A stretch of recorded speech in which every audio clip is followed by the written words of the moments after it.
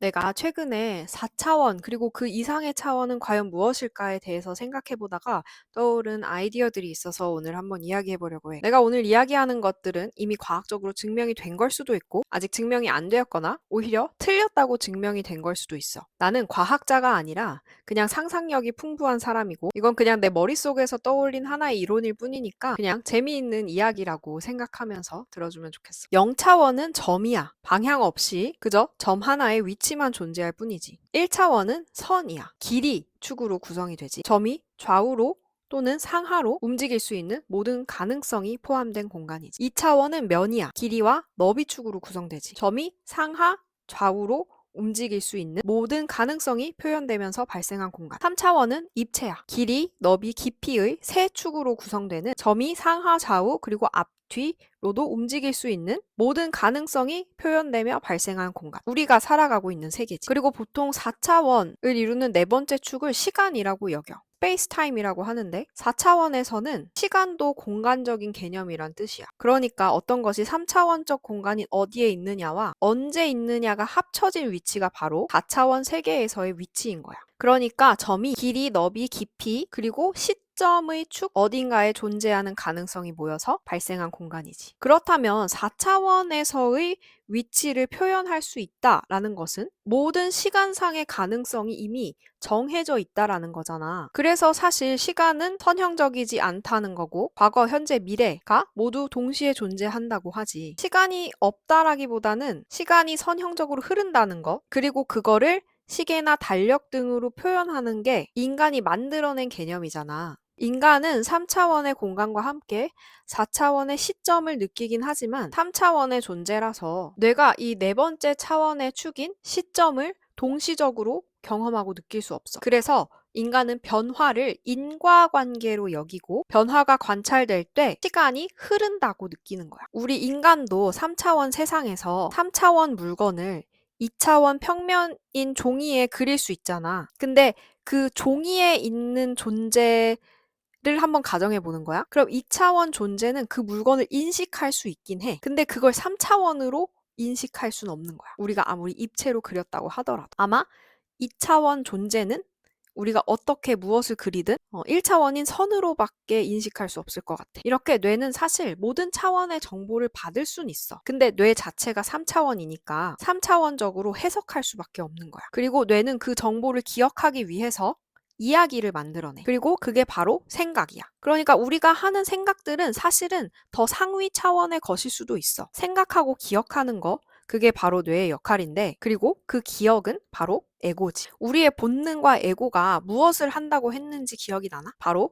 분별을 한다고 했어. 이것과 저것, 나와 남이 다르다고 판단하는 거. 그런데 차원을 올라갈수록 이 분별이 조금씩 줄어들거든? 봐봐. 0차원인 점들이 분별되지 않고 연결되면 1차원의 선이 되지. 그 다음에 선들이 연결되면 2차원인 면이 되고 면들이 연결되면 3차원인 입체가 되지. 그리고 그 입체가 존재하는 모든 시간적 가능성이 연결되면 4차원이 되는 거야. 그래서 저차원적 사고에는 분별하는 본능과 에고가 주로 쓰이고 고차원적인 사고를 할수록 본능과 에고에서는 멀어져서 의식에 가까운 사고를 하는 거야. 이거는 마지막 10차원까지 가면 어떤 의미인지 더 잘 이해가 될 테니까 끝까지 한번 들어봐. 4차원에 대해서 좀 더 얘기해 볼게. 4차원에서는 시간도 공간이니까 어느 시점이든 자유자재로 갈 수 있겠지? 그래서 4차원에서의 변화는 인과관계보다는 순간 이동에 가까울 것 같아. 다른 시간적 장소에 가면 뭔가 변화했다는 걸 느낄 수가 있을 거야. 그리고 그게 어떻게 보면 시간 여행인 셈이겠지? 그래서 인간들이 신으로 여겼던 그리고 여기고 있는 존재들은 정말로 신이라기보다는 4차원적 존재 혹은 그 이상의 차원의 존재인 것 같아. 왜냐하면 4차원적 존재만 되더라도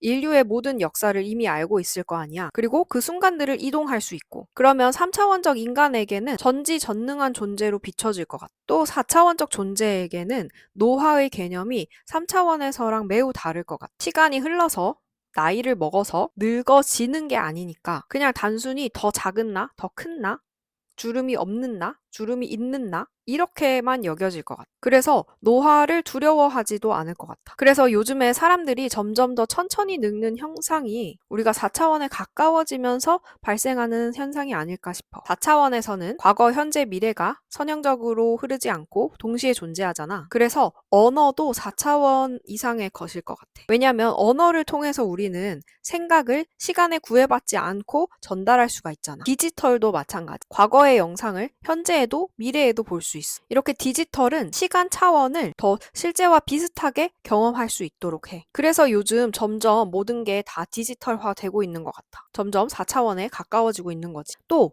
직관도 4차원적인 사고 같아. 직관을 활용하면 실제로 어떤 일이 일어나기 전에, 그러니까 3차원적으로 관찰되기 전에 이미 그 일이 일어날 것 같다고 느끼는 거잖아. 그런데 3차원적 사고에서는 미래를 알 수 없어. 일어나지 않았으니까. 그런데 직관을 통해서는 어떻게 보면 미래를 알 수 있으니까 현재랑 미래가 중첩되는 거지. 또 예전에 일어났던 일이 지금 다시 일어나는 것 같은 데자뷰 현상도 4차원의 것 같아. 이거는 과거랑 현재가 중첩되는 거지. 그래서 4차원에서는 과거에 일어났던 일 때문에 스트레스 받는 일이 없을 것 같아. 과거를 신경 쓰지 않는 방법 중 하나가 바로 용서잖아. 그래서 용서도 4차원적 사고라고 생각해. 예술도 4차원적으로 설명할 수 있는데 예술은 주로 한순간을 포착하지만 그 의미는 시간과 관계없이 영원해.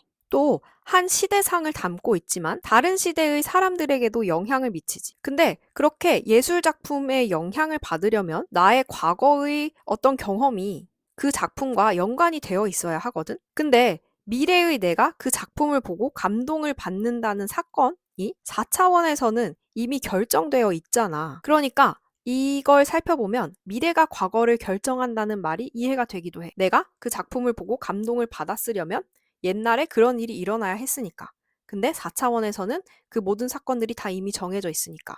과거에 그런 일이 일어나야만 했었다는 거지. 사랑을 4차원적으로 설명해보면 우리는 누군가를 만날 때 그 사람의 과거 경험, 현재 상태, 미래 가능성을 모두 만나는 거야. 그러니까 상대의 과거나 미래를 신경 쓰지 않고 사랑하는 게 4차원적 사랑 같아. 그러니까 4차원의 사랑은 시간의 흐름에 구애받지 않고 지금 이 순간을 상대방과 함께 하는 것 자체를 경험하는 거지. 여기서 내가 궁금한 건 시간이 유한한지 무한한지. 시간이 무한하다면 시간축은 계속 늘어나는 거잖아. 그래서 우주가 팽창한다고 하는 건가? 라는 생각도 들고 그렇다면 우주는 4차원이나 그 이상의 것인가? 그럼 인간이 과연 진짜로 우주에 간 걸까? 혹은 뭐 우리 은하계는 3차원이지만 그 밖은 그 이상의 차원의 것인가? 등등에 대한 의문이 생기더라고. 이 부분을 혹시 알고 있다면 댓글에 알려줘. 그럼 이제 5차원으로 가볼게. 4차원 축은 시점 축이니까 하나의 타임라인이잖아.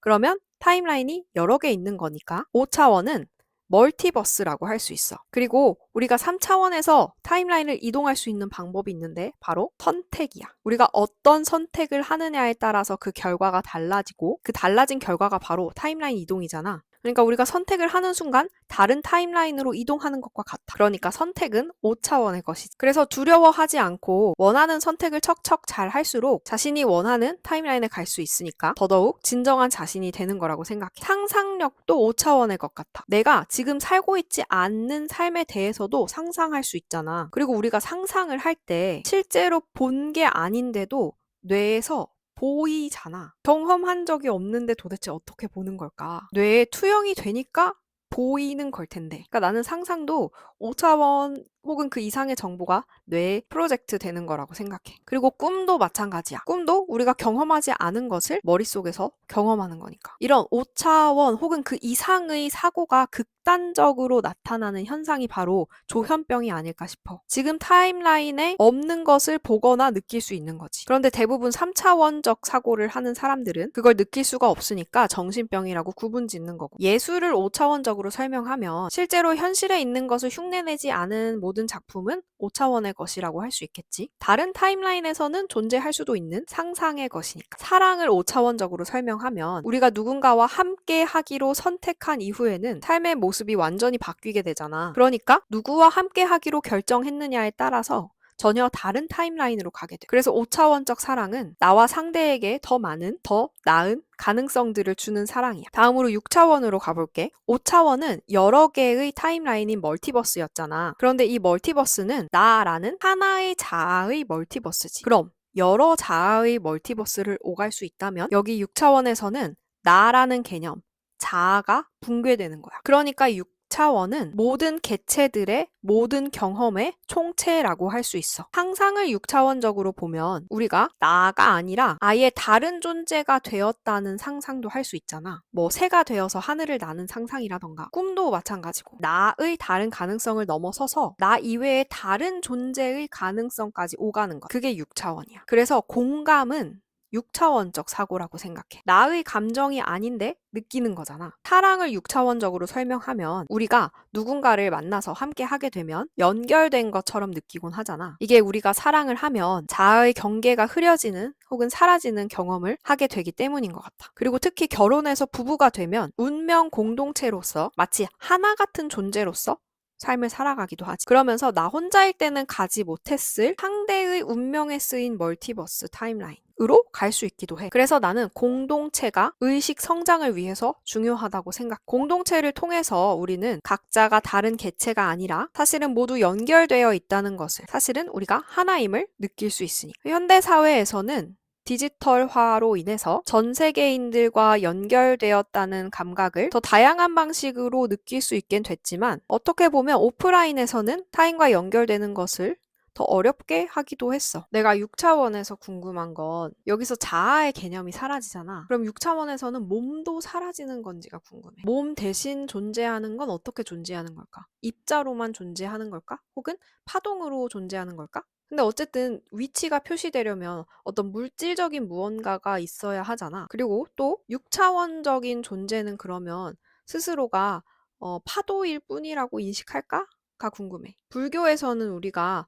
사실 모두 그냥 바다일 뿐이고 우리 개인, 나라는 감각은 잠깐 떠올랐다가 사라지는 파도일 뿐이라고 설명하잖아. 그러면 6차원에서는 잠깐 떠오르는 의식이 전체 의식에서 일부일 뿐임을 자각을 하는 걸까? 그래서 자아가 붕괴돼서 하나의 의식에서 그냥 경험이 떠올랐다가 사라지는 그 감각이 도대체 무엇일지가 궁금해. 다음으로는 7차원으로. 그럼 이렇게 여러 가지 경험들, 서로 다른 경험들이 있는데 이 경험들 사이에 분별이 없으면 어떻게 될까? 우리가 경험에서는 무엇을 얻지? 바로 깨달음. 그 깨달음이 바로 7차원이. 패턴, 의미, 지혜 등을 발견하는 것. 그러니까 삶을 살아가는데 영향을 미치는 가치들. 예를 들면 연민, 공감, 절제, 용기, 책임. 우리가 살아가면서 지키고자 하는 것, 이루고자 하는 가치들이 바로 7차원의 것이야. 그러니까 6차원의 경험, 개별 사건들에서 삶의 원리를 꿰뚫어 볼 수 있는 게 바로 7차원적 사고지. 경험에서 의미를 찾을 줄 아는 것. 그러니까 7차원적 사랑은 함께한 순간들, 경험들에서 의미와 가치를 발견하는 사랑이야. 다음은 8차원. 이런 여러 가치들 사이에 분별이 없으면 어떨까? 우리가 아는 가치들을 떠올려 보면 사실 서로 모순된다는 걸 발견할 수 있어. 예를 들면 용기와 평화는 어떻게 보면 모순돼. 용기 있게 나서다 보면 평화가 깨질 수도 있잖아. 그런데 용기와 평화 둘 중 하나가 더 중요한 가치가 아니거든. 둘 다 중요해. 평화가 있으려면 용기도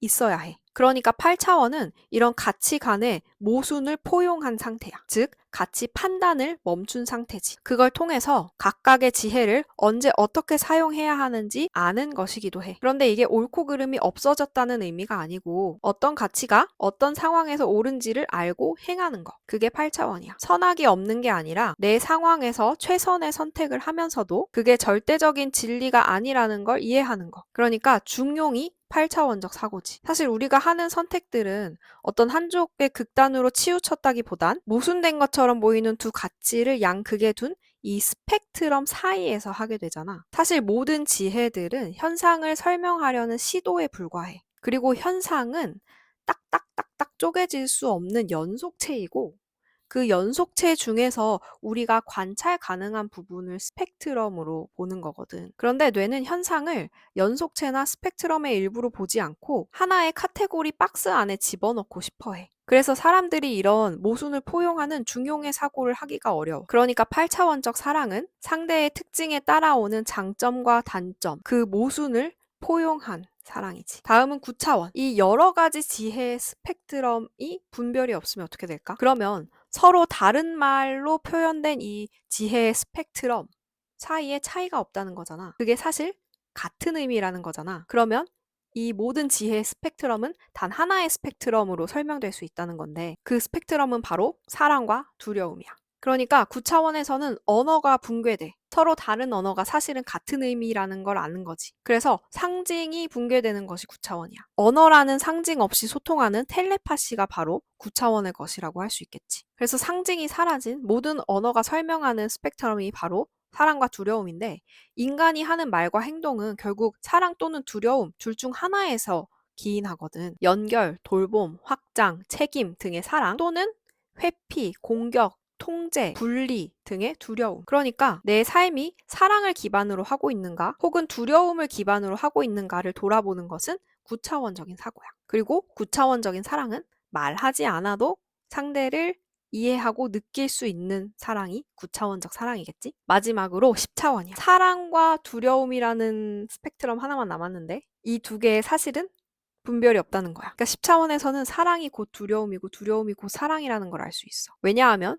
두려움은 사실 사랑받지 못할까 봐 두려운 거거든. 그러니까 두려움은 사랑받고 싶은 마음이거든. 그러니까 두려움도 사실은 사랑에서 온 거야. 아까 얘기했던 회피, 공격, 통제, 분리 이런 거 전부 다 사랑받고 싶은 마음이 왜곡된 형태로 드러내는 거잖아. 그러니까 10차원적 사고는 이 세상 모든 것이 결국 사랑뿐이라는 걸 이해하는 거야. 우리가 느끼는 고통들마저도. 이게 고통을 정당화하자는 말은 아니야. 두려움을 기반으로 한 말과 행동이 결국 사랑을 기반으로 한 것은 맞아. 그렇지만 그건 왜곡된 사랑이잖아. 그러니까 두려움 자체는 우리가 사랑으로 이해해 줄 수 있지만 두려움을 기반으로 한 말과 행동에는 그 사람이 책임을 지도록 해야 해. 그리고 그게 어쩌면 그 사람을 진정으로 사랑하는 방법일 거야. 그러니까 모든 존재에서, 모든 경험에서, 그냥 모든 것 자체에서 사랑을 느끼고 인식하고 하는 것이 10차원적 사고야. 그러니까 여기까지 오니까 사랑밖에 안 남았잖아.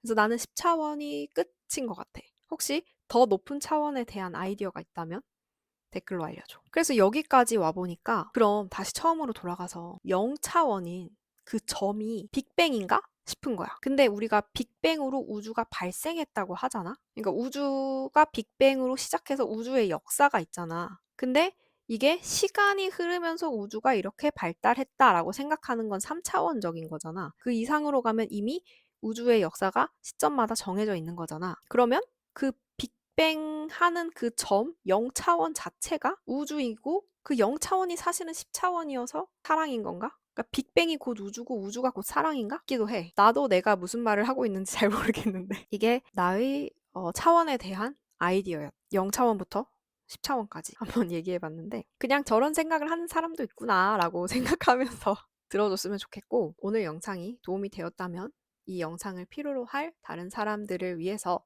좋아요를 눌러서 도와줘. 오늘 영상을 보고 느낀 점을 댓글에 달아주면 내가 하나씩 다 읽어볼게. 여기는 너희를 위한 안전한 공간인 거 알지? 그럼 오늘도 즐거운 하루 보내길. 나는 너를 사랑해.